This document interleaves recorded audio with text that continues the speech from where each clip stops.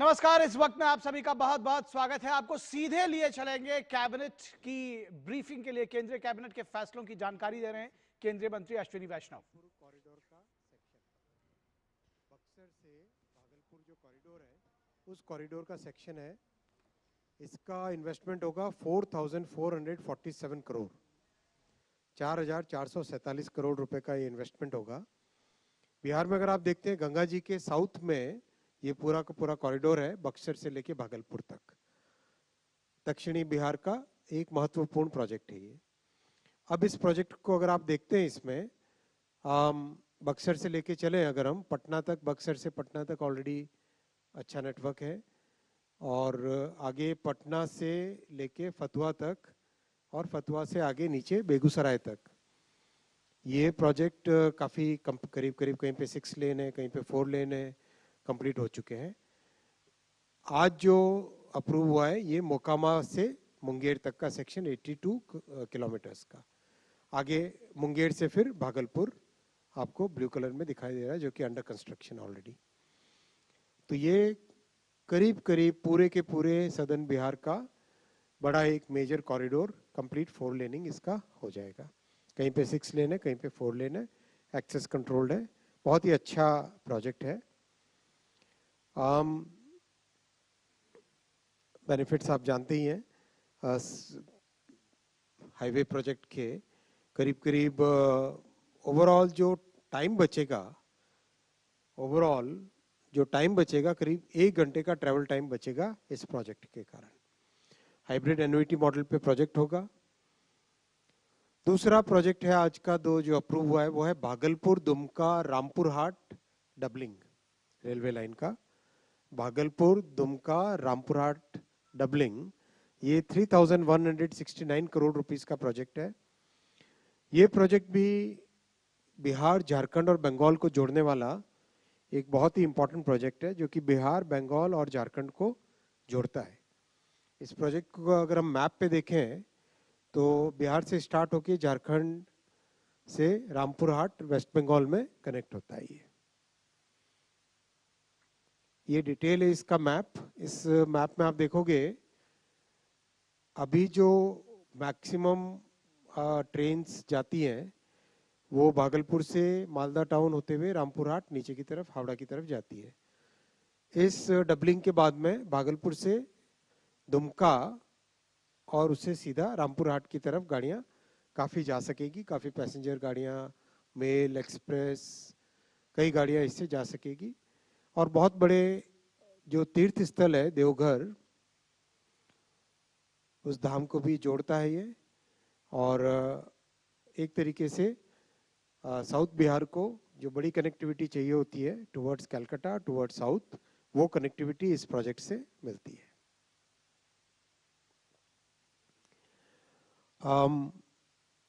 कई जिले इससे बेनिफिट होंगे, खासकर जो एस्पिरेशनल डिस्ट्रिक्ट्स हैं, बांका, गोड्डा, दुमका और भागलपुर, बांका, इनकी कनेक्टिविटी इंप्रूव होगी। और बहुत बड़ा इंपॉर्टेंट ये लिंक बनेगा आने वाले समय में, जो हावड़ा, जमालपुर, इन सबको कनेक्ट करता है।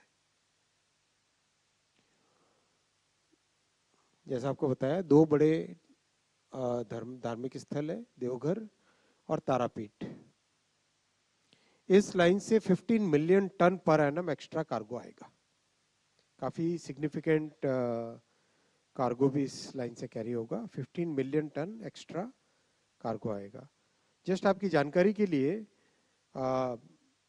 जो रेलवे का कार्गो कम होता जा रहा था आज़ादी के बाद से, after reaching that bottom of 27%, now it is started increasing. अभी 29% के आसपास मॉडल शेयर हो गया, करीब करीब अंदाजन। ये आपके सामने प्रधानमंत्री जी के ऐतिहासिक तीसरी टर्म में टोटल जितने इंफ्रा के प्रोजेक्ट्स अप्रूव हुए हैं वो सारे आपके सामने। करीब करीब 11 लाख करोड़ के प्रोजेक्ट्स अप्रूव हुए हैं।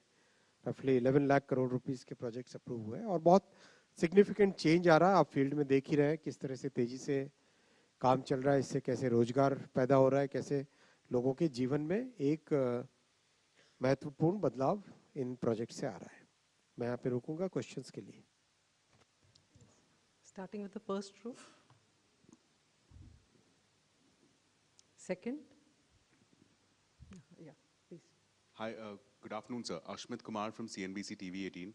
So on the railway line project that is catering to South Bihar, can you just help us explain if it will be oriented more towards passenger traffic, or are we also looking at freight? Both.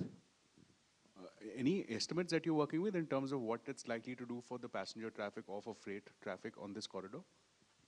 Passenger traffic on this corridor is very important because if you look at this, Devghar is a very important religious place, and we have tourists coming from northeast, from Odisha, from Bengal, many places people are coming regularly to this location.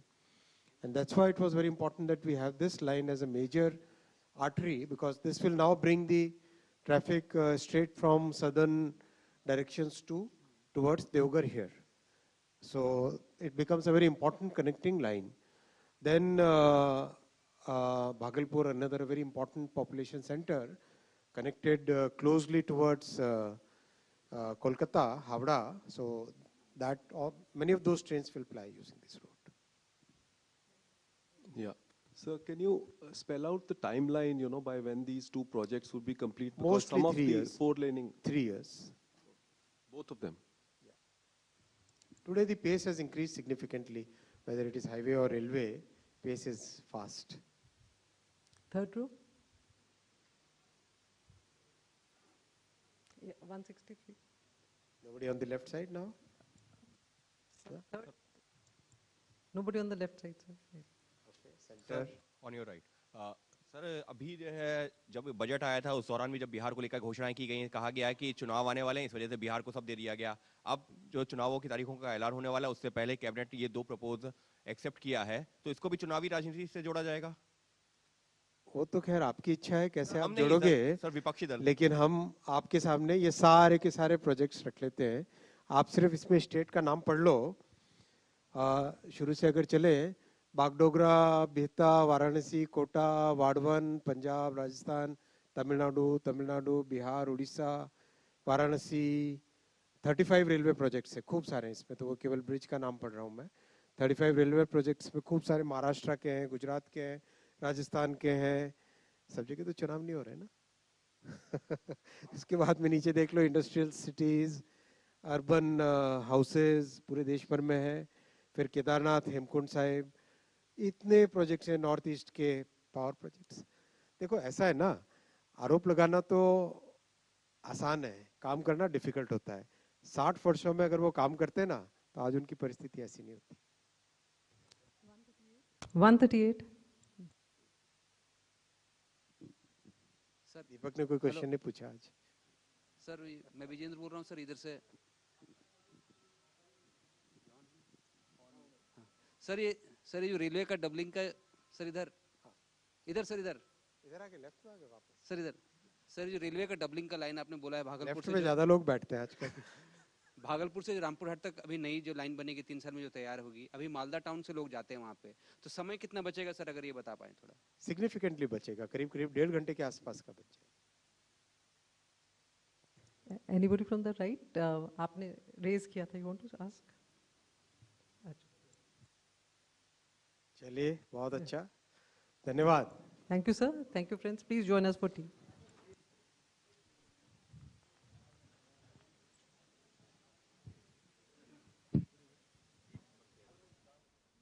तो आप देख रहे थे केंद्रीय cabinet के फैसलों की जानकारी दे रहे थे केंद्रीय मंत्री अश्विनी वैष्णव। उन्होंने बताया कि 2 महत्वपूर्ण फैसले जिन पर मुहर लगाई है केंद्रीय कैबिनेट ने, उनमें से एक है बिहार में मोकामा से मुंगेर सेक्शन का 82 किलोमीटर लंबा ये सेक्शन है, जिसमें 6 से 4 लेन की जाएगी सड़क, यानी कहीं पर 4 लेन और कहीं पर 6 लेन की ये सड़क का निर्माण है। और इसके साथ ही साथ भागलपुर, दुमका, रामपुर हाट के रेल खंड के को डबलिंग यानी इस मार्ग का दोहरीकरण किया जाएगा। ये प्रोजेक्ट भी 3000 करोड़ से ज़्यादा का है, 3169 करोड़ रुपए का, और बिहार, झारखंड और वेस्ट बंगाल की कनेक्टिविटी को ये बढ़ाएगा। तो इस प्रोजेक्ट के बारे में विस्तार से, डिटेल से जानकारी दी है केंद्रीय मंत्री अश्विनी वैष्णव ने। ये महत्वपूर्ण फैसले केंद्रीय कैबिनेट ने आज लिया है। अब इसके बाद हम इस वक्त की बात करेंगे और आपको बताएंगे कि किस तरह से जो अहम फैसले हैं उनके बारे में तो हमने अब जानकारी आपको दी ही है। उसके साथ ही साथ बात यह भी होगी कि किस तरह से नेपाल की स्थितियां बदल रही हैं, क्या राजनीतिक संकट वहां गहराया हुआ है, किस तरह से वहां के सूरत हाल है, उसके बारे में भी आपको जानकारी देंगे। साथ ही साथ बात राहुल गांधी के रायबरेली दौरे की भी करेंगे, जहां पर उनका विरोध किया गया है और विरोध क्यों किया गया है यह जानना भी बेहद महत्वपूर्ण होगा। उसके पीछे की क्या वजह है यह भी हम आपको बताएंगे। आखिर आम जनता क्यों कर रही है राहुल गांधी का विरोध, किस बात के लिए उनसे माफी की मांग की जा रही है, ये सारी खबर हम आपको विस्तार से बताएंगे और उस पर चर्चा भी करेंगे अपने खास मेहमानों के साथ में। और उसके साथ ही साथ एक और महत्वपूर्ण खबर हम आपको बताएंगे और वो ये है कि उपराष्ट्रपति पद के चुनाव के बाद क्या विपक्ष का जो गठबंधन है उसमें दरार आ गई है, और दरार आई है तो किस तरह से। कई सवाल और जवाब हैं, लेकिन सबसे पहले देख लेते हैं इस वक्त की हेडलाइंस। भारत और अमेरिका के बीच व्यापार समझौते को लेकर सकारात्मक संकेत, ट्रंप के बयान की हेडलाइंस। भारत और अमेरिका के बीच व्यापार समझौते को लेकर सकारात्मक संकेत, ट्रंप के बयान पर पीएम मोदी ने कहा, हम घनिष्ठ मित्र और स्वाभाविक साझेदार, दोनों देशों ने द्विपक्षीय साझेदारी को मजबूत करने की जताई प्रतिबद्धता।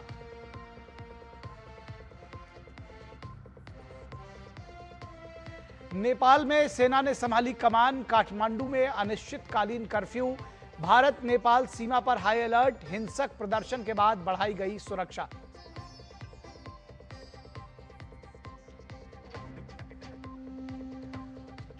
रायबरेली दौरे पर पहुंचे राहुल गांधी को करना पड़ा भारी विरोध का सामना, विदेश में पार्टी संगठन को मजबूत करने और सामाजिक समीकरण साधने की कोशिश में है राहुल गांधी।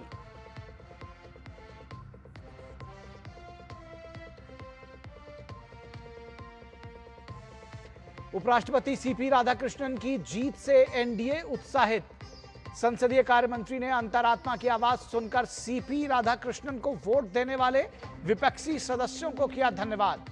427 सांसदों के बदले एनडीए उम्मीदवार को मिले 452 वोट, क्रॉस वोटिंग ने गठबंधन की एकता पर उठाया सवाल।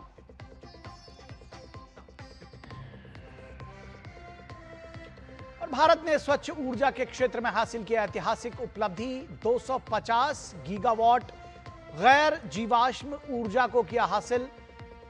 2030 तक भारत का 500 गीगावाट क्षमता हासिल करने का लक्ष्य।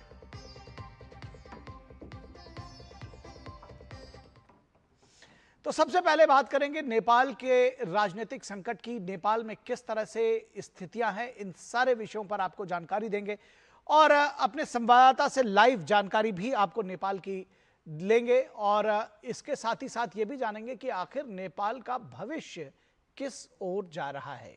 नेपाल में सोशल मीडिया बैन और भ्रष्टाचार के खिलाफ जारी आंदोलन का आज तीसरा दिन है। हिंसक प्रदर्शन रोकने के लिए सेना ने मंगलवार रात 10 बजे से पूरे देश का कंट्रोल अपने हाथ में ले लिया है। मंगलवार रात आंदोलनकारी युवाओं के प्रतिनिधियों ने सेना मुख्यालय में सेना प्रमुख अशोक राज सिगडेल से मुलाकात कर अपने मुद्दे रखे। सेना ने इसे किसी औपचारिक वार्ता के बजाय युवाओं के विचार जानने का प्रयास बताया।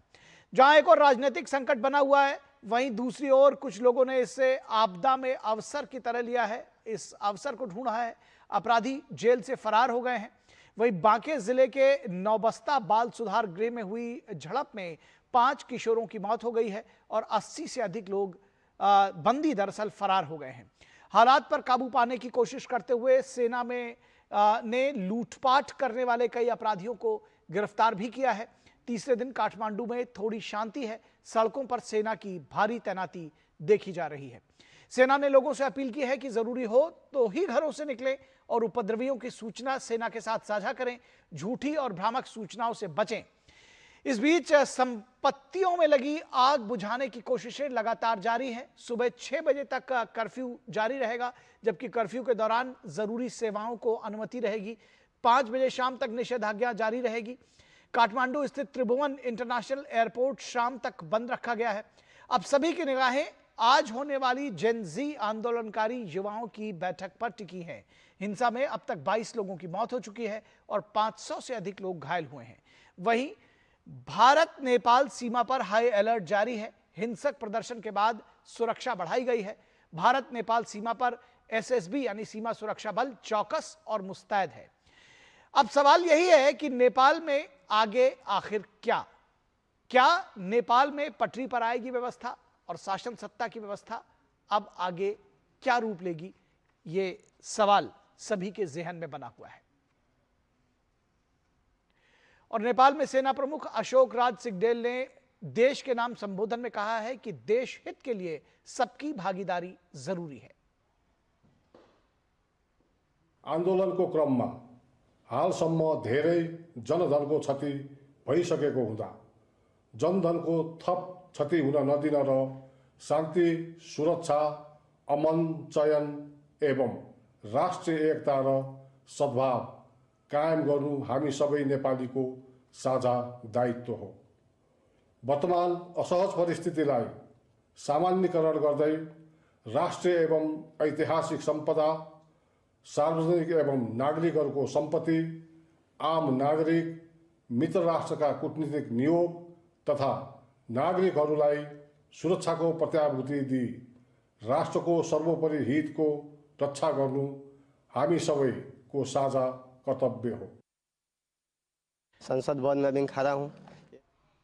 और नेपाल में लोगों में जो बर्बादी हुई है उसको लेकर काफी आक्रोश है। देखिए क्या कहते हैं नेपाल के लोग। संसद भवन में भी खड़ा हूँ। ये संसद भवन है आपका, देखिए पूरा संसद भवन पूरा राख हो गया, जल के राख हो गया है। यहाँ पे चोरी ये सब छीन छान सब लोग किए, लेके चले गए हैं यहाँ से लोग, बाकी और क्या दूसरा। और रास्ते में देखे पूरा तोड़ फाड़ किए हुए है, काफी लगे उधर सब। Loan that all politician has taken. That's my question to the people who had done the protest, who caused all the problems. With the problem on this has been a problem.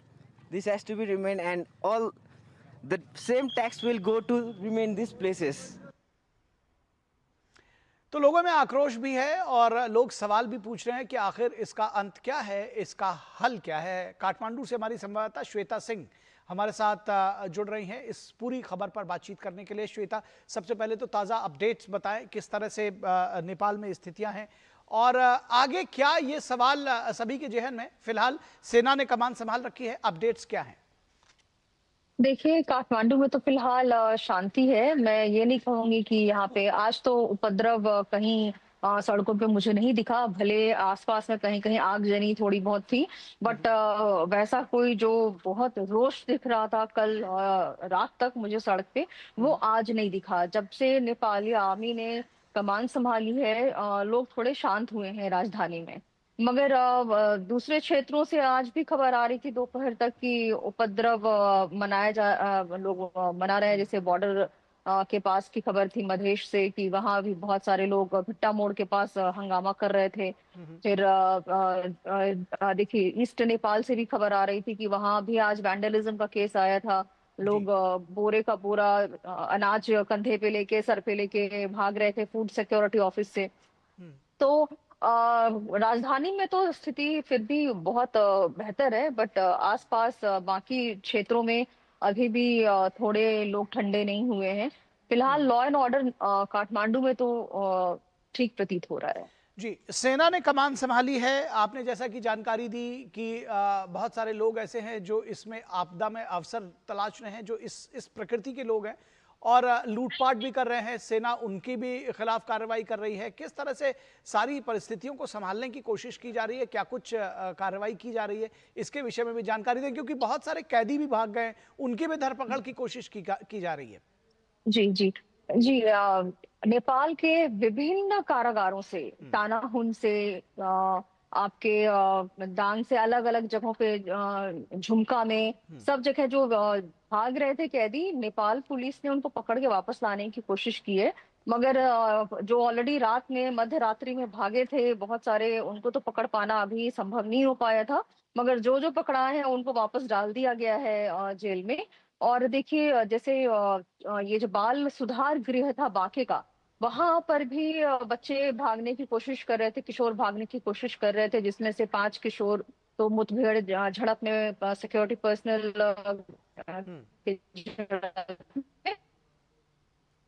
गए। और 4 बच्चे गंभीर रूप से घायल हो गए थे। तो सब अभी अफसर में मैंने आपदा में अफसर निकाल रहे हैं। और जहां तक लूटपाट, कल तो बहुत लूटपाट हुई है। जितने भी यहाँ पर सुपर स्टोर, नक्साल का सुपर स्टोर भाट भटेनी था, राधे राधे भक्तापुर का सुपर स्टोर भाट भटेनी था, वहां से लोग जो भी हाथ लग रहा है सब उठा के लेके भाग रहे थे। राष्ट्रीय वाणिज्य बैंक में लूटपाट हुई है। नेपाली आर्मी ने वहां से लुटेरों को पकड़ा है पैसे समेत। तो देखिए, नेपाली आर्मी कोशिश तो कर रही है, मगर क्योंकि और इस तरह के लूटपाट में मुझे जेंजी बहुत नहीं दिखी। बाकी लोग मुझे ज्यादा दिखे।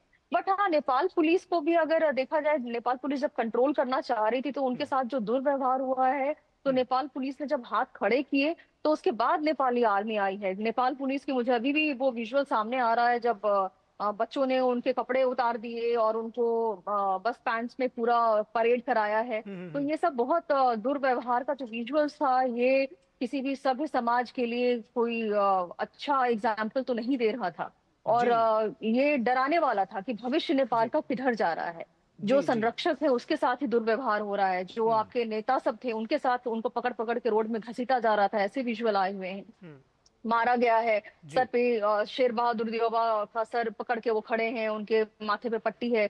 जो हमारी एफएम फॉरेन मिनिस्टर आरजू राणा देओबा है, उनके माथे पे पट्टी है। तो ये सब विजुअल्स सामने आए हैं। तो ये बहुत ही खतरनाक विजुअल नेपाल के लिए हैं कि जो आपके कभी नेता रहे थे उनको सड़क पे घसीटा जा रहा है, पीटा जा रहा है, पूरे घरों को तो आग लगा दी गई, मगर अपनी ही संपत्ति को, जैसे संसद भवन, सिंह दरबार, जितने भी सरकारी दफ्तर हैं, इवन जिला लेवल के जितने आपके म्युनिसिपैलिटी के दफ्तर थे, वहां तक आग लगा दी गई है। अभी लुम्बिनी से खबर आई थी कि लुम्बिनी का जो ऑफिस है वो सुरक्षित है।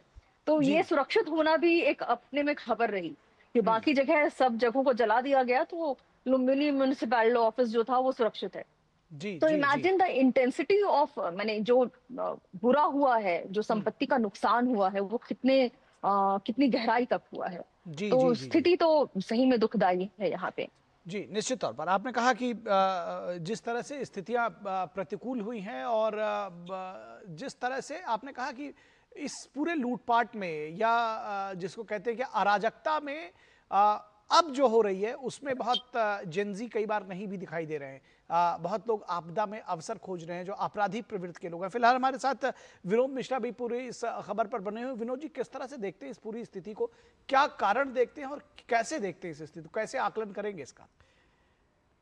निकलिए श्वेता जी, जो अभी हालात की बता रहे थे, ये बात तो सही है कि आज जो है कल के बाद ऐसा कोई अप्रिय घटना या बहुत बड़ा आग तोड़फाड़ की ऐसी चीज़ें नहीं हो रही है कि जाहिर सी बात है कि आर्मी के कंट्रोल में अभी है और आर्मी के पेट्रोलिंग भी जगह जगह हम लोग टेलीविज़न पे देख रहे हैं कि आर्मी के पेट्रोलिंग भी हर जगह है। तो हालात तो काबू में आएंगे, लेकिन निखिल सबसे इम्पोर्टेंट चीज़ है कि नेपाल जिसकी तरह से बर्बादी हुई है, उसके राष्ट्रीय संपदा और उसके सारे चीज़ों को जिस तरह से जलाया गया है, जो श्वेता जी बता रही थी, उसकी भरपाई करने में तो सालों लग जाएंगे। ये बहुत बड़ा नुकसान है। ठीक है कि जो जेनजी हैं उनका सीधा सीधी आक्रोश और विरोध नेताओं के साथ में था, नेताओं को लेके था, लेकिन राष्ट्रीय संपत्ति और राष्ट्रीय धरोहर जो कि हमने देखा कि वहाँ के आर्मी चीफ जो बता रहे थे, और वो सीधे सीधे जो वहाँ विद्रोही हैं और जो वहाँ पे प्रदर्शनकारी हैं उनके हथियार को भी वो वापस करने के लिए अपील कर रहे थे कि आप वापस कीजिए और अमन की बहाली में हमारा सहयोग कीजिए। तो जाहिर सी बात है हालात बदलने में अभी वक्त लगेगा, लेकिन शांति की तरफ तो ये रास्ता दिख रहा है कि नेपाल में जो प्रदर्शनकारी हैं वो लगभग एक नए प्रोसेस में सरकार के अंतरिम सरकार के गठन में बातचीत के प्रोसेस को वो आगे बढ़ा रहे हैं। लेकिन इम्पॉर्टेंट ये है निखिल, सबसे इम्पॉर्टेंट समझने की जरूरत ये है कि क्या ये सिर्फ एक सोशल मीडिया के बैन करने से इतना बड़ा विद्रोह भड़का? ऐसा अगर कहते हैं तो मुझे लगता है कि ये इतना बड़ा प्रदर्शन, इतने बड़ा कूप आप एक कह सकते हैं, इतना बड़ा विद्रोह आप कहेंगे तो वो एक कारण से नहीं होता है कहीं भी दुनिया में, इसके पीछे बहुत से कारण होंगे। तो क्या नेपाल के लोग जो 2005 में कम्युनिस्ट के ये वामपंथी के दोनों धरे के मिलके प्रचंड और इनको एक बहुत बड़ी क्रांति किया था, और उस क्रांति के बाद जो एक कम्युनिस्ट आंदोलन जिसको कहा वामपंथी आंदोलन तक आपने देखा, माओवाद आंदोलन तक वहाँ चला, तो क्या नेपाल के ये प्रदर्शनकारी के मन में एक आक्रोश ये भी रहा होगा कि इस कम्युनिस्ट के इस बड़े बदलाव, मार्क्स के और जो भी आप लेनिन के, जो भी आप पॉलिसी कहिए, थ्योरी कहिए, क्या उसमें नेपाल की अपनी पहचान जो थी, उसकी ओरिजिनलिटी थी, वो कहीं खो गई थी? आज आपने जब देखा कि जो प्रदर्शनकारी थे वो नेपाल के अस्तित्व की बात कर रहे थे और वो राष्ट्रीय ध्वज जो उनका है उनको लेके वो गौरव कर रहे थे, तो जाहिर सी बात है एक मन में कहीं ये भी था कि नेपाल की जो अपनी पहचान है, अस्मिता है, उसको भी कहीं तरह से इस पॉलिटिकल सिस्टम में राजशाही के बाद उसका खराब हुआ है, उसके अस्तित्व पे एक बड़ा सवालिया निशान लगा है। लेकिन उससे बड़ी बात यह है कि जिसको लेके एक उम्मीद जगी थी कि राजशाही खत्म होने के बाद वो उसके बाद जो हालात बनेगी वो जन सरोकार के समस्या की बात करेगा, लोगों में एक लोकतंत्र की बात होगी, लोगों की भागीदारी होगी। वो भागीदारी होते होते कुछ ये पॉलिटिकल पार्टीज के जो नेपोटिज्म की बात सारे लोग कर रहे हैं, जैन जी के लोग, वो बात बिल्कुल सही है कि करप्शन और नेपोटिज्म ने नेपाल को इस हालत में पहुंचा दिया है कि आखिरकार इन सारे नौजवानों को सड़क पे उतरना पड़ा है और इस तरह के बड़े से बड़े फैसले लेने पड़े हैं। बिल्कुल ठीक बात है। श्वेता सिंह, आपसे और अपडेट्स समय समय पर लेते रहेंगे। फिलहाल ये बड़ा सवाल है कि आखिर नेपाल में अब इस स्थिति से आगे क्या राजनीतिक जो एक गहमा गहमी और जो राजनीतिक संकट गहराया हुआ है उस पर आगे क्या कुछ हो रहा है? अगर आप हमें बहुत जल्दी से कोई अपडेट इस विषय में हो तो वो दे दीजिए। देखिए, अभी तक कोई भी इंटरिम गवर्नमेंट बनने की बात नहीं आई है। लोग आकलन कर रहे हैं, एज्यूम कर रहे हैं कि बनना चाहिए, बनेगा, मगर क्योंकि नेपाल आर्मी कल 10 बजे से अपने कंट्रोल में ली है, अभी स्थिति को नियंत्रित रखने में नेपाल आर्मी को मेहनत लग रही है। तो देखिए, जब तक पूरी तरह से कंट्रोल में नहीं होता, क्योंकि अभी जितने भी नेता है वो हाइडिंग में है, आप कोई निकल के सामने आ जाए अगर जनता के हत्थे चढ़ गया तो फिर उनकी उनके जीवन की गारंटी कोई नहीं लेगा। क्योंकि जिस तरह से मिस्टर खनल और अन्य नेताओं को बिना कपड़े के घसीटा गया है सड़क पे, उससे तो कोई अच्छी उम्मीद नहीं की जा सकती भविष्य में कि जनता उनको देख के थोड़ा शांत होगी। तो अभी तो मुझे लगता है जो लीडर्स हैं वो हाइडिंग में हैं, क्योंकि उनके सारी जो घर थे उनको जला दिया गया है और ऐसा कोई स्थान नहीं है जहां वो बैठ करके एक जगह अपना सर्वदलीय बैठक कर सकें। ऐसे प्रेसिडेंट रामचंद्र पौडेल ने रिक्वेस्ट किया है कि शांतिपूर्ण समाधान के लिए सभी दल साथ आकर के एक समाधान निकालें, मगर कहाँ और कैसे होगा ये अभी तक तय कर पाना बहुत आसान नहीं है, क्योंकि सही में स्थिति बहुत वॉलेटाइल है यहाँ। और अभी आज शांत है, पता नहीं कल कैसा हो या रात में कैसा बिगड़ जाए, फिर कुछ कहीं घटना नहीं हो, फिर कोई बात तूल नहीं पकड़ ले। अभी तो डर इस बात का रह रहा है कि स्थिति बहुत ही कहिए कि वॉलेटाइल है, बिल्कुल कंट्रोल में कर पाने लायक नहीं है। नेपाली आर्मी बिल्कुल प्रयासरत है, बहुत मेहनत कर रही है। रिक्वेस्ट करिए कि आपने जो आर्म्स ले लिया, एम्युनिशन चुरा लिया, वो वापस हमें कर दीजिए, या जो भी सिक्योरिटी पर्सनल पास में आपको दिख रहा है उनको पकड़ा दीजिए। रिक्वेस्ट किया गया है, अपील की गई है। अब अमल कितना किया जाएगा वो जनता पे है। और जनता में भी देखिए, जो पहली ऊर्जा शुरू में आई वो जेनजी थी, युवा, बिल्कुल 16, 17, 18, 19 साल के बच्चे, 20 साल के बच्चे, और उपद्रव करने वाले उसमें से आप 30 साल के लोगों को देख रहे हैं, 28 साल के लोगों को देख रहे हैं, 35 साल के लोगों को देख रहे हैं। वाणिज्य बैंक में लूट करने वाला व्यक्ति 40 साल का दिख रहा है। तो चीजें अनियंत्रित होती जा रही हैं।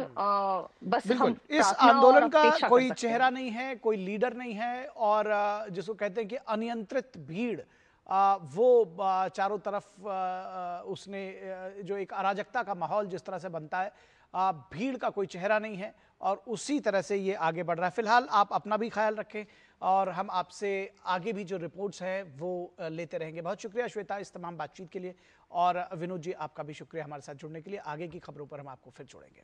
फिलहाल यहाँ रुकेंगे एक छोटे से ब्रेक के लिए। दर्शकों, ब्रेक के बाद जब वापस लौटेंगे तो आपको दिखाएंगे कि राहुल गांधी के रायबरेली दौरे पर आखिर उनका विरोध क्यों।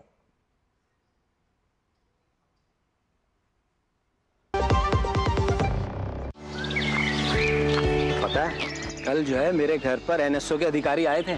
मैंने तो उन्हें सारी सही जानकारी दे दी। हाँ, मेरे घर पे भी आए थे। अच्छा, तो मैंने भी उनको सारी जानकारी दी। ये एनएसओ क्या है और क्या जानकारी दी आप लोगों ने उन्हें? अरे एनएसओ यानी नेशनल स्टैटिस्टिक्स ऑफिस, जो इस समय पूरे देश में हाउस होल्ड हेल्थ एक्सपेंडिचर सर्वे कर रहा है, जिसके अंतर्गत पूछा जा रहा है कि पिछले 1 साल में किस तरीके की बीमारियां हुई हैं, कितना खर्चा आया है और बीमा का फायदा हुआ या नहीं। और अगर किसी घर में महिला माँ बनी है, कोई टीकाकरण की गई जाँचें और डिलीवरी किसके द्वारा हुई, कहाँ हुई, और सबसे जरूरी बात, माँ और बच्चा सुरक्षित है या नहीं। और ऐसी स्वास्थ्य संबंधी जानकारियां इकट्ठी की जाती हैं और हमसे साझा की गई जानकारी के द्वारा सरकार ये तय करती है कि आने वाले समय में स्वास्थ्य संबंधी नीतियां कैसी हों, सुविधाएं बेहतर कैसे बने। और सबसे महत्वपूर्ण बात, ये सारी जानकारी 100% गोपनीय रखी जाती है। हमने तो अपनी जिम्मेदारियां निभा दी, अब बारी है आपकी। मेरी पसंद, मेरी पसंद, मेरी पसंद, मेरी पसंद, हमारी पसंद, हम सबकी पसंद। मजबूत देश का मजबूत सरिया हो गया स्टील। ब्रेक के बाद एक बार फिर आप सभी का स्वागत है और अब बात करेंगे उत्तर प्रदेश की सियासत की। कांग्रेस के नेता राहुल गांधी अपनी लोकसभा कंस्टिट्यूएंसी रायबरेली पहुंचे हैं। राहुल गांधी का रायबरेली दौरा बिहार के वोट अधिकार यात्रा के बाद राहुल गांधी अपने संसदीय क्षेत्र रायबरेली पहुंचे, लेकिन उन्हें अपने इस दौरे में भारी विरोध का सामना करना पड़ा है। बीजेपी के नेताओं की मांग थी कि लोकसभा में प्रतिपक्ष के नेता राहुल गांधी के मंच से पीएम मोदी की मां के लिए कहे गए अपशब्द के लिए राहुल गांधी माफी मांगे। विरोध प्रदर्शन में स्थानीय नेताओं के साथ मंत्री दिनेश प्रताप सिंह भी मौजूद थे। बीजेपी नेताओं का मानना है कि बिहार में राहुल गांधी के मंच से पीएम मोदी की मां को गाली दी गई। राहुल गांधी को माफी मांगनी चाहिए थी, क्योंकि उन्हें गाली देने वाले कार्यकर्ता की निंदा राहुल गांधी कर सकते थे। ये निंदा अगर वो करते, वो अगर खुद कहते कि जो हुआ उसके लिए मैं लज्जित हूं, तो शायद लोगों को संतोष होता। रायबरेली में राहुल गांधी के व्यस्त कार्यक्रम में एक हैरान करने वाला पोस्टर भी लगाया गया था। राहुल गांधी के स्वागत में लगे पोस्टर में अखिलेश यादव और तेजस्वी यादव के साथ उन्हें कलयुग का भगवान बताया गया। इस पोस्टर को गौर से देखिए अपने टीवी सेट्स पर। इसमें एक त्रिमूर्ति सी बनाई गई है और राहुल गांधी, अखिलेश यादव और तेजस्वी यादव को ब्रह्मा विष्णु महेश बताया गया है, एक त्रिमूर्ति बताया गया है।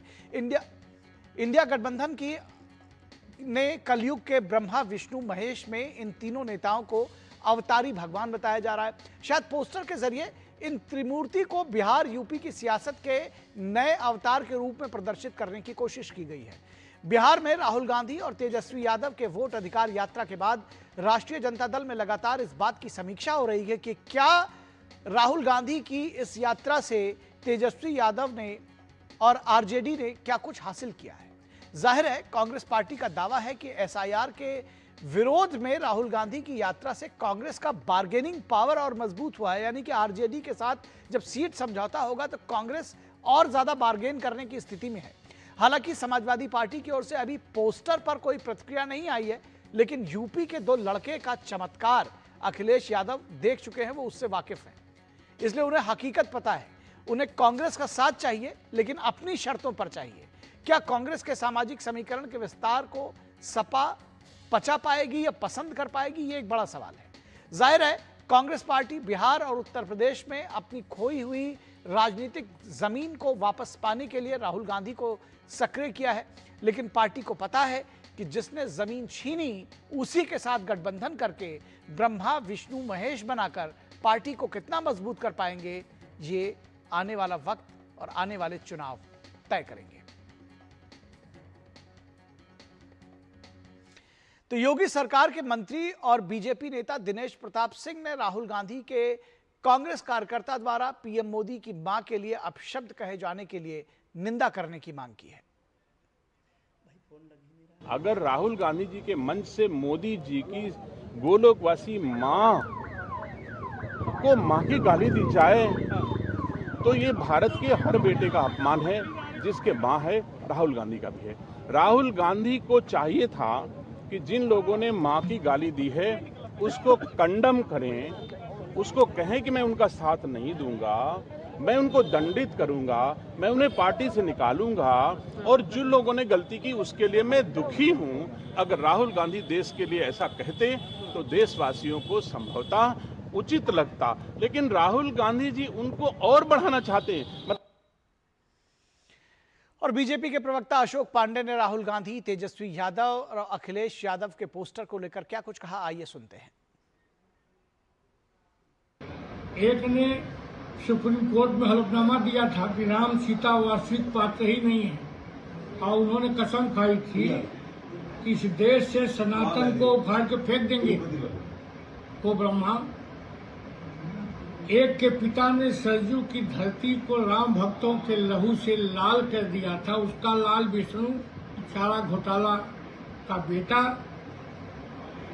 महेश बना है। हंसी की बात है, हंसी आ रही है। निश्चित तौर पे कम से कम उन्होंने माना तो ब्रह्मा विष्णु महेश को, ये लोग भगवान हैं।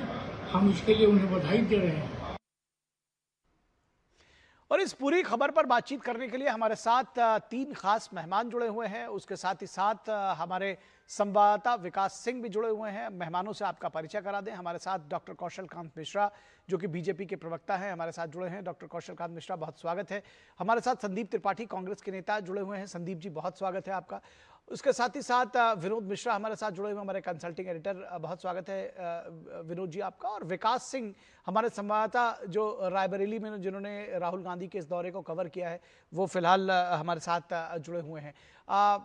विकास के पास सबसे पहले जाते हैं। विकास, ग्राउंड सिचुएशन तो आप हमको बताएंगे ही, क्या कुछ रहा है? क्या किसी तरह की मुझामत जैसी स्थिति दिखाई दी? क्या कोई जो विरोध प्रदर्शन था, राहुल गांधी का क्या कहना है, कांग्रेस कार्यकर्ताओं का क्या कहना है, क्या क्या कुछ रहा है? क्या क्या ऑन ग्राउंड जीरो से क्या रिपोर्ट देंगे आप हमें? देखिए, पार्टी के कार्यकर्ता तो अपने नेता का समर्थन करते ही हैं, लेकिन भारत एक संवेदनशील देश है। यहाँ पर भावनाओं का ख्याल रखा जाता है, और जैसे कि किसी की मां को गाली देना स्वीकार नहीं किया जाता है, और ऊपर से प्रधानमंत्री नरेंद्र मोदी की मां के लिए जो अपशब्द कहे गए थे, उन अपशब्दों को लेकर तमाम सारे लोग आहत हैं, और बिल्कुल इस बात को स्वीकार करते हैं कि ऐसा नहीं कहा जाना चाहिए था। और कहा जाने के बाद अगर इसमें अगर कोई खेद व्यक्त किया जाए, माफ़ी मांगी जाए, ये जरूरी बनता है, क्योंकि ये वही देश है जहाँ पर नारी शक्ति की पूजा होती है। आदि माता दुर्गा के 9 रूप की पूजा की जाती है। यहाँ पर साल में 2 बार नारी शक्ति का सम्मान होता है। ऐसे में अगर किसी माँ को गाली दी जाए तो ये समाज स्वीकार नहीं करता है, क्योंकि कार्यकर्ता थे, मन में आक्रोश था राहुल गांधी के आने पर। उनके संसदीय क्षेत्र में यहाँ के भारतीय जनता पार्टी के कार्यकर्ताओं ने उसका विरोध दर्ज कराया, और ये बात कही कि उनको इस बात के लिए खेद व्यक्त करना चाहिए था, और जिस व्यक्ति ने ऐसी बात कही है उसके खिलाफ कड़ी से कड़ी कार्रवाई करना चाहिए था। ये तमाम सारी भावनाएं हैं। हो सकता है तमाम सारे कांग्रेसी कार्यकर्ताओं की भी हों, लेकिन वो अपने नेता के खिलाफ बोल नहीं सकते हैं इस बात को लेकर। लेकिन यकीनन ये देश बिल्कुल स्वीकार नहीं करेगा, किसी भी माँ के खिलाफ कोई अपशब्द नहीं स्वीकार करेगा। निखिल, ठीक है, एक पोस्टर बड़ा चल रहा है प्रचलन में, तो मैं तो एक फौरी तौर पर आपसे यही पूछूंगा कि पहले मैंने सुना था कि कलयुग में भगवान का अवतार होगा और कल्कि अवतार आएगा। अब ये देख रहे हैं राहुल गांधी, तेजस्वी यादव और अखिलेश यादव का यह अवतार, ये नया अवतार ब्रह्मा विष्णु महेश का, तो अब क्या यही नए ब्रह्मा विष्णु महेश है? कैसे इसको देख रहे हैं? इसको लेकर के भी सियासत गर्म है उत्तर प्रदेश में। जी बिल्कुल, वोट में अपने आप को पाने के लिए, आकर्षित करने के लिए तमाम सारी चीज़ें निकल कर सामने आती हैं। ऐसा ही उत्तर प्रदेश है। उत्तर प्रदेश में सारे दांव पेच खेले जाते हैं। वैसे ही इस बार देखने को मिला है, जो ये पोस्टर नज़र आ रहा है, ब्रह्मा विष्णु महेश की तस्वीरों में नज़र आ रहे हैं ये तीनों, तो बिल्कुल ये बात दर्शा रही है कि एक बार भगवान की याद फिर से आ गई है। जब हालांकि कभी कभी जरूरत जब पड़ती है तब वहां पर पक्ष लेने के लिए ये लोग सामने नहीं खड़े होते हैं। उत्तर प्रदेश में देखा गया है कि किस तरीके से अयोध्या को लेकर उपेक्षित रही, दशकों तक, सदियों तक अयोध्या राजनीति का दंश झेलती रही है, राजनीतिक उपेक्षा का दंश देखती रही है। तो तमाम सारे लोग जो जाते थे वहां पर अयोध्या में और रामलला के दरबार तक नहीं जाते थे, अब ऐसे लोग अगर वहां पर राम और विष्णु भगवान, ब्रह्मा और शंकर जी को मानने लगे हैं, तो ये बड़ी बात दर्शा रहा है कि न जाने कितने रूप कितने रंग होते हैं राजनीति के। निखिल, बिल्कुल, न जाने कितने रूप कितने रंग राजनीति के होते हैं, और ये नजर आएगा। फिलहाल विनोद मिश्रा जी, आपसे जानना चाहेंगे, ये रंग रूप राजनीति का उत्तर प्रदेश में रायबरेली दौरे पर राहुल गांधी, और उसमें भी एक पोस्टर निकला हुआ है जिसमें साथ में अखिलेश यादव को भी रखा गया है और तेजस्वी यादव को भी। अब ये दोनों वही लोग हैं जो अपने अपने राज्यों में कांग्रेस को हटाकर वहां सत्ता में काबिज हुए थे किसी जमाने में। कैसे देखते हैं इस पूरी सियासत को? निखिल, आपके एक पैनलिस्ट हैं हमारे कांग्रेस के नेता त्रिपाठी जी, मुस्कुरा रहे हैं, तो वो समझ रहे होंगे कि ये जरूरी है या मजबूरी है जी। तो कांग्रेस पार्टी के लिए ये जरूरी है या मजबूरी है ये त्रिमूर्ति का अवतार, ये तो त्रिपाठी जी आपको शायद बेहतर बताएंगे जी। लेकिन इम्पोर्टेंट ये है समझना कि जो बात को लेके कांग्रेस पार्टी और ये इंडिया गठबंधन के लोग इसको चाह रहे थे कि ये पब्लिक ह्यू एंड क्राई में आएगी, बात जाएगी, उसे आज यूपी में खास करके रायबरेली में बीजेपी कार्यकर्ताओं का जब ये प्रोटेस्ट देखा तो लगा कि लोग इस तरह से भूलने वाले नहीं हैं। आप बिहार के उस वोट अधिकार यात्रा में प्राइम मिनिस्टर मोदी के मां के लेके जो आपने अपशब्द का वहां किया और उसके बाद किसी कांग्रेस के नेताओं ने उसका काउंटर करने के बजाय उसको इस बात के लिए एक शब्द नहीं कहा कि ये गलत है और ये गलती नहीं होनी चाहिए, और खास करके एक बात शर्मिंदगी दिखानी चाहिए, ऐसा किसी नेता ने आज तक नहीं कहा। तो दिनेश प्रताप सिंह ठीक है, वो कैबिनेट मंत्री हैं योगी सरकार में, लेकिन वो जनभावना जो लोगों की है ये बात साफ साफ दिख रही है जी कि कम से कम एक एटिकेट तो ये होना चाहिए, एरोगेंसी नहीं होना चाहिए कि आपको बोलने की आज़ादी है तो आप सारे लिमिट क्रॉस करके और एक मंच से, पॉलिटिकल मंच से आप इस तरह की गाली देते चले जाएं जी। और इससे इम्पॉर्टेंट जो अभी राहुल गांधी की यात्रा है, ये समझने की जरूरत है निखिल इसमें कि ये यात्रा वोट अधिकार यात्रा के बाद अब वो अपने कॉन्स्टिट्यूंसी में गए हैं, लेकिन वो कॉन्स्टिट्यूंसी में जाके जो सामाजिक समीकरण वो ढूंढ रहे हैं, शायद वो सामाजिक समीकरण पीडीए के लिए जो अखिलेश यादव का दावा है उनको थोड़ा असहज जरूर करेगा। लेकिन कांग्रेस पार्टी का अपना हक है कि बिहार हो या यूपी हो, अपना वो जो जमीन है, खोई हुई जमीन, उसको फिर से आधार मजबूत करे, वहां अपने फिर से अपने संगठन को मजबूत करे, ये तो हर पार्टी का अधिकार है और राहुल गांधी ये कर रहे हैं जी। निश्चित तौर पर राहुल गांधी ऐसा कर रहे हैं, उनको अधिकार भी है। हमारे साथ खास मेहमान संदीप त्रिपाठी भी जुड़े हुए हैं, कांग्रेस का पक्ष रखने के लिए, कांग्रेस के नेता हैं। संदीप त्रिपाठी जी, ये जिस तरह से जो सवाल अभी विनोद मिश्रा जी ने उठाया कि ये जो गठबंधन है, क्या ये जरूरी है या मजबूरी है कि आप पोस्टर में अपने साथ साथ आप अखिलेश यादव और तेजस्वी यादव को भी कांग्रेस कार्यकर्ता भगवान बता रहे हैं? आज पंडित गोविंद वल्लभ पंत जी की जयंती है, उनको श्रद्धांजलि देते हुए मैं सिर्फ इतना कहूंगा कि आज एक जो है गुंडे ने जिस तरीके से एक ब्राह्मण जिला अध्यक्ष की गाड़ी तोड़ने का काम किया है, उस गुंडे सामंतवादी दो चट्टे आदमी को बताना चाहता हूं कि तेरी औकात वहां का एक छोटा सा चुनाव जीतने की नहीं है। एमएलसी बनकर बैठा और उसी मंत्री पद, गद्दारी का मंत्री पद लेकर बैठा है, तेरी औकात कुछ नहीं है। और जिस तरीके से तूने गुंडाई की है ना, निकम्मे आदमी, ये कांग्रेस का एक एक कार्यकर्ता तुझको औकात दिखा देगा, उसी रायबरेली में दिखा देगा, दिखाया भी है। और तू किराए के लोगों को लाकर जिस तरीके से गुंडाई करके ब्राह्मण जिला अध्यक्ष पर हमला कराया और उसकी गाड़ी तोड़ने का काम किया, नकारा निकम्मा आदमी रायबरेली के लिए तूने क्या किया? ज्यादा क्रोधित किस बात से हैं कि कांग्रेस के लोगों पर हमला हुआ या ब्राह्मण पर हमला हुआ? ये थोड़ा सा तो एक बात ये क्लियर करिए, क्योंकि आप बहुत आक्रोशित हैं इस बात से। एक बात, दूसरी बात ये थोड़ा सा शब्दों को अगर मर्यादा में रखेंगे तो अच्छा होगा जी। आते हैं सर, नहीं इसलिए ये शब्दों की मर्यादा किस लिए? अभी विकास जी ने नहीं जिसने जिसको मारा पीटा वो वहां पर किया होगा, गाली गलौज जो हुई वो वहां हुई होगी। अब आप आके उसको कम से कम बिहार वाला मंच तो मत बनाइए हमारे डिबेट को। है सर, मेरे बगल का मामला है, विकास जी से पूछिए कि अभी क्या उस व्यक्ति की, उस दो चट्टे आदमी की, उस गपरांडू भाई की प्रेस कॉन्फ्रेंस की खबर की उन्होंने, उसने प्रियंका जी के साथ बदतमीजी की अभी पीसी में 10 मिनट पहले की बात कर रहा हूँ, और उसी में इंदिरा जी की बदतमीजी की। वो महिला नहीं है इंदिरा जी, प्रियंका गांधी महिला नहीं है। उस बेशर्म आदमी से पूछिए, वो कहता है प्रियंका गांधी सूप रखा है, उस बेशर्म आदमी से कम से कम कुछ ऐसे शब्द कह रहे हैं जो आप बोल पा रहे हैं, जो प्रधानमंत्री की मां को कहा गया उसको रिपीट कर सकते हैं। निखिल जी आप बता दीजिए, कांग्रेस का कौन सा कार्यकर्ता था? कांग्रेस का कौन सा कार्यकर्ता था जिसने उनकी मां को गाली दी? नाम बता सकते हैं? मंच किसका था सर? अरे मंच सर हमारा नहीं था ना, वहां राहुल जी गए थे, कोई गया। अच्छा, अब मंच इसके बाद यात्रा से भी डिनाई कर दीजिएगा। बहरहाल जो सवाल था उसको बताइए, जो सवाल है, जो रियल सवाल है उस पर आइए। अभी तक आप उस तक पहुंचे नहीं है, आप इतने आक्रोश में हैं संदीप जी, आप इतने आक्रोश में हैं कि अभी आप सही वहां जो सवाल पूछा गया था उस तक नहीं आए कि गठबंधन जरूरी है या मजबूरी है। एक ब्राह्मण को गाली देगा और मारेगा सर, इसकी औकात सर, रायबरेली की जो राजनीति को समझता हूं है या ब्राह्मण है, ये दोनों पहले तय कर लीजिए। आप जितनी बार जिला अध्यक्ष बोल रहे हैं उतनी बार ब्राह्मण भी बोल रहे हैं, तो ये पहले तय कर लीजिए। ये बात तो पहले पूछी गई उनसे कि वो आक्रोशित किस बात पे, ये समझ में नहीं आया। शांति से समझिएगा विनोद जी, रायबरेली की राजनीति को विकास जी खूब अच्छी तरीके से समझते हैं। सही बात। जो मैं बात ये कह रहा हूँ वो जान रहे होंगे कि जमीन पर हिट कर रही है, उनको पता है, इसलिए कि मैं रायबरेली पर मेरा खुद का व्यवसाय रायबरेली में है। तो आप भी वही हिट करने की कोशिश कर रहे हैं भाई, जातिवाद की राजनीति को। ठीक है, कोई बात नहीं, मुद्दे पे नहीं आए। आपने फिलहाल ये नहीं बताया कि ये जो गठबंधन है, ये जो गठबंधन है, ये जरूरी है या मजबूरी है?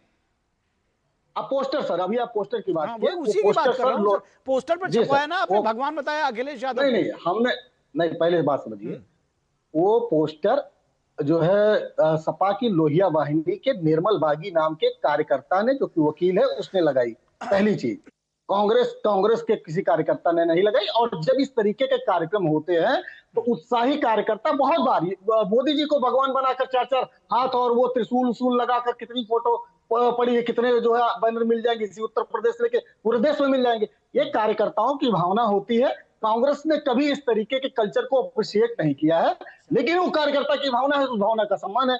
लेकिन फिर मैं अभी एक बात आ रही थी कि जो है राम मंदिर अयोध्या, जरा विकास जी बताइए कि राम मंदिर का ताला किसने खुलवाया था? राजीव गांधी जी ने। आप अगर डिसीजन पढ़ेंगे, डिसीजन में 5 बार कांग्रेस का जिक्र 63 एकड़ जमीन नरसिम्हा राव ने एक्वायर की, जिस मंदिर पर, जिस जगह पर बना हुआ है मंदिर। आप अच्छा, राहुल गांधी जी अभी तक वहां तक गए नहीं, आप ताला खुलवाने तक पहुंच गए, राम मंदिर का दर्शन करने गए नहीं अभी तक, राजीव गांधी की बात करने लगे। चलिए मैं एक ब्रेक ले लेता हूँ, मुझे मेरे ऊपर प्रेशर है। सुनिए संदीप जी, आ रहे हैं आपके पास, बहुत अच्छी डिबेट कर रहे हैं आप, मैं आपके पास आता हूं और मुझे बीजेपी प्रवक्ता के पास भी जाना है। रुकेंगे एक छोटे से ब्रेक के लिए, दर्शकों कहीं मत जाइएगा, ये चर्चा जारी रखेंगे।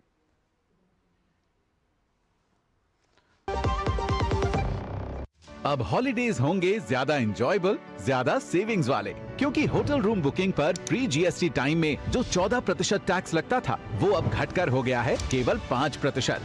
खुशियों वाले त्योहार नेक्स्ट जेन जीएसटी के साथ। जब धरती चीर कर निकलता है लोहे का पत्थर और मिलता है मोंगिया के जोश से, फिर तपता है, पिघलता है और बनता है फौलाद। अब होता है सरिया सारी खूबियों के साथ। मोंगिया स्टील, मजबूत देश का मजबूत सरिया।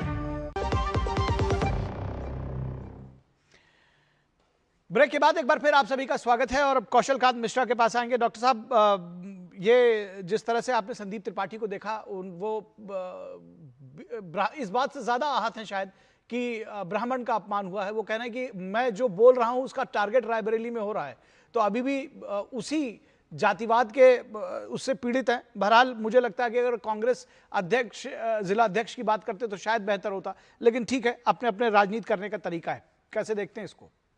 निखिल जी, देखिए, हमारे पूर्वांचल में कहावत है, जहां अरे संदीप जी सुन लीजिए ना, क्या हो गया? जहाज डूबने से पहले कौवा भी जागता है, तो बताओ तुम्हारा कौवा। संदीप जी कुछ आप कह रहे हैं, आपकी ऑडियो बहुत क्लियर आ नहीं रही है, लेकिन थोड़ा सा धैर्य रख लीजिए। पहले वो बोल रहे, इतनी देर से तो आप ही बोल रहे थे सर। ठीक है, कौशल कांत जी को बोलने दीजिए। जी, उम्मीद करूंगा कि संदीप भाई बीच में नहीं बोलेंगे जी। हमारे पूर्वांचल में कहावत है, जहां जाए दूल्हा रानी वहां पड़े पाथर पानी। तो उसमें दूल्हा रानी को राहुल गांधी कर दीजिए, जहां जाए राहुल गांधी वहां पड़े पाथर पानी। तो राहुल गांधी जहां जहां जाते हैं इस तरह के कृत्य होते रहते हैं। और आपको समझना पड़ेगा, कांग्रेस के प्रवक्ता की गलती नहीं है, गलती तो कांग्रेस पार्टी और राहुल गांधी की है। एक ऐसा कप्तान जो कम से कम 90 बार हारा हो, 90 बार, वो अपने गढ़ में भी, अगर हम रायबरेली की बात कर लें और अमेठी की बात कर लें, जो कांग्रेस का गढ़ कहा जाता है, वहां पर भी आज भी कोई भी एक भी एमएलए जो है कांग्रेस का नहीं आया हुआ है। पूरे प्रदेश में केवल 2 एमएलए हैं और वो भी अमेठी और रायबरेली से नहीं है। तो इस तरह की छटपटाहट हो सकती है, उसमें त्रिपाठी जी कोई गलती नहीं है। अब उन्हें एक ऐसा पक्ष रखना है तो इसलिए उनका गुस्सा, उनका एग्रेशन नजर आ रहा है। और दूसरी चीज ये कहते हैं कि राजनीति में धर्म नहीं लाना चाहिए, तो ब्रह्मा विष्णु महेश धर्म नहीं है तो क्या है, धर्म को कौन लाया। और कहते हैं जाति पे राजनीति नहीं करते हैं, और अपने स्टेटमेंट कह रहे हैं वो वहां हिट कर रहा है। तो ये क्या करने की कोशिश कर रहे हैं? ये कांग्रेस का अंग्रेजों वाला कैरेक्टर है, डिवाइड एंड रूल पॉलिसी, वो डीएनए में घुसा हुआ है। जब तक कांग्रेस रहेगी इनका एक ही पॉलिसी रहेगी, डिवाइड एंड रूल, और वही करने की फिर कोशिश कर रहे हैं। आज जब पूरा हिंदू समाज उत्तर प्रदेश का जुड़ा हुआ है, उसको लेकर के इनको बड़ी चिंता हो रही है। जब से पूरा हिंदू यूनाइट हुआ तब से कांग्रेस सत्ता से बाहर है, इसलिए दोबारा हिंदुओं को जातियों में बांटने की कोशिश करते जा रहे हैं और लगातार करते जा रहे हैं। देश में ही नहीं विदेश में भी जाकर कोशिश करते हैं। ठीक है, कांग्रेस के बारे में क्या ही कहें, अब इसमें त्रिपाठी जी कोई गलती नहीं है। राहुल गांधी में एक भी कैरेक्टर ऐसा हो जिसके बारे में आके पॉजिटिव बोल सकें तो बोले, इसलिए वो झल्ला रहे हैं, गुस्सा कर रहे हैं, अपशब्दों का प्रयोग कर रहे हैं। मुझे कम बोलना है, अगर संदीप त्रिपाठी जी कंटिन्यूअस बोलते रहे वही हमारे देश के लिए, हमारे प्रदेश के लोकतंत्र के लिए बेहतर है, क्योंकि कम से कम पता तो चलेगा कि राहुल गांधी को वोट नहीं करना है। ठीक है, चलिए मैं विनोद जी को लेकर आता हूँ यहाँ पर, और उसके बाद संदीप त्रिपाठी जी आप अपनी बात कहिएगा। विनोद जी, ये जिस सवाल का जवाब दरअसल संदीप त्रिपाठी ने दिया नहीं, मैं ये जानना चाह रहा था कि ये जो गठबंधन है, जो अभी जो त्रिमूर्ति की फोटो दिखाई गई, चाहे वो फिर बिहार में हो या फिर उत्तर प्रदेश में हो, किस तरह से समाजवादी पार्टी या कांग्रेस ये मजबूरी का है या जरूरी है? देखिए, ये पॉलिटिक्स को जो आप इस तरह से समझेंगे निखिल, तो ये अपॉर्चुनिस्टिक पॉलिटिक्स है। आप अभी वाइस प्रेसिडेंट का इलेक्शन आपने देखा होगा जी, जिससे इंडिया गठबंधन की चट्टानी एकता की बात वो कर रहे थे, उसी में आपने देखा कि कैसे क्रॉस वोटिंग हुई और अंतरात्मा की आवाज से सीपी राधाकृष्णन के लिए कैसे 15 वोट इंडिया गठबंधन के सांसदों ने कर दिया। तो ये जो है अपॉर्चुनिटी की है पॉलिटिकल पार्टी की, कि अपने अपने अपॉर्चुनिटी से अपने अपने समीकरण बनाते हैं। राहुल गांधी का मैंने पहले कहा कि भाई कांग्रेस का आधार किसने छीना है यूपी में, तो जाहिर सी बात है कि वो सीधे सीधे सपा ने कांग्रेस का वो पूरी जमीन छीनी है। तो राहुल गांधी अपने तरफ से या बिहार में कांग्रेस का आधार किसने छीना है, तो जाहिर सी बात है कि राजद ने छीनी है। लेकिन उसी राजद के साथ वो पिछले 30 साल से अलायंस में है। लेकिन अलायंस में होने के बाद भी उनको क्या मिला है? बिहार हो या यूपी हो, आपने सिर्फ अलायंस किया है बीजेपी को रोकना है, और अलायंस का कोई आपके पास में कोई ऐसा फॉर्मूला नहीं था। बीजेपी को रोकने के लिए कांग्रेस पार्टी ने वहां अलायंस राजद से किया, आरजेडी से किया। वही अलायंस आपको यूपी में था कि हमको बीजेपी को रोकना है, तो आपने हमेशा सपा के साथ अलायंस किया। सवाल इससे इंपॉर्टेंट ये है कि as a party, Congress party का जो संगठन बनाने की चुनौती को राहुल गांधी ने वोट अधिकार यात्रा में लिया। 110 एमएलए कॉन्स्टिट्यूंसी में राहुल गांधी ने अपना ये अधिकार यात्रा के में दौरा किया था। क्या राहुल गांधी इस वोट यात्रा अधिकार यात्रा करने के बाद 50 सीट आरजेडी के उस अलायंस महागठबंधन के अलायंस से लेने के काबिल हुए हैं? अगर हुए हैं तो हम लोग मानेंगे कि ये वोट अधिकार यात्रा सफल है। उसी तरह से यूपी में आप चाहे जितना भी ये लगा लें, त्रिमूर्ति लगा लें, ब्रह्मा विष्णु महेश लगा लें, रायबरेली से लेके आप दौरा कर लें, प्रयागराज का कर लें, लेकिन क्या आप सपा के बड़े भाई की भूमिका में होंगे या छोटे भाई की भूमिका में होंगे? ये भी त्रिपाठी जी इसी बात को त्रिपाठी जी से पूछते हैं और वहीं से सवाल उठाते हैं जहां पर आपने छोड़ा है। त्रिपाठी जी, इस बात को बताइएगा, आप बहुत आक्रोशित थे। आपने कहा कि एक ब्राह्मण जिलाध्यक्ष का अपमान किया गया है, कार्यकर्ता बदला लेंगे। कौन से कार्यकर्ता, कांग्रेस के या सपा वाले? क्योंकि आपके तो बहुत ज्यादा बचे नहीं, मैं इसलिए कह रहा हूं। आपको लगता है सर, रायबरेली में हमारा संगठन जो है पूरे भारतवर्ष में सबसे मजबूत संगठन है, जो विकास जी जानते होंगे।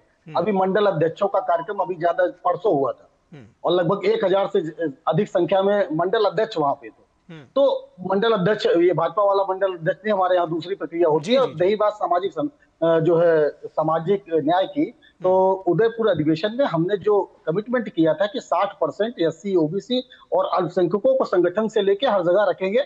आप जो हम संगठन सिद्धन का, मैं खुद भी कोऑर्डिनेटर हूं, सुल्तानपुर जिले का कोऑर्डिनेटर भी हूं मैं खुद जानता हूं कि उस प्रक्रिया का किस तरीके से कांग्रेस अपने संगठन के अंदर पालन कर रही है, पहली चीज।